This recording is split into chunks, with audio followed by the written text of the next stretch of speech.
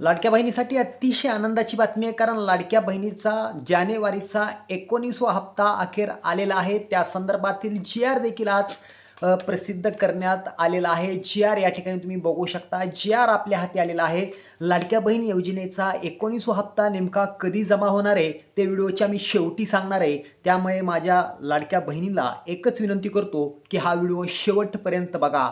तर आता या ठिकाणी आपण जी-आर पाहूया. बघा, जी-आर क्रमांक 3590/45 नुसार 19व्या हप्त्याला मंजुरी देऊन 2,332 कोटी रुपयांना मंजुरी देण्यात आलेली आहे. लाडक्या बहिणीच्या 19व्या हप्त्यापोटी जवळपास 2,332 कोटी रुपये या ठिकाणी राज्य सरकारने मंजूर केलेले आहेत.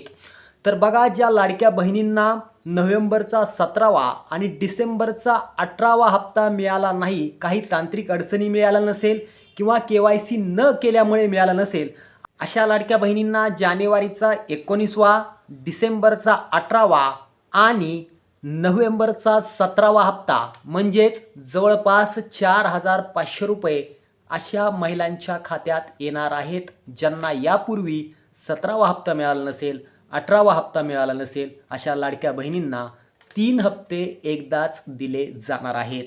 आता येऊया मेन मुद्द्यावरती, कारण अनेक महिला परेशान झाल्या आहेत की लाडकी बहीण योजना बंद पडली की काय. कारण लाडकी बहीण योजनेचा 19वा हप्ता म्हणजेच जानेवारीचा हप्ता अजून देखील आलेला नाही आहे. त्यामुळे हा हप्ता नेमका कधी येतोय, तर बघा, दिनांक 23 फेब्रुवारी 2026 सकाळी 11 वाजता लाडकी बहीण योजनेचा 19वा हप्ता महिलांच्या खात्यात येणार आहे, अशी माहिती राज्य सरकारच्या बैठकीमध्ये देण्यात आलेली आहे.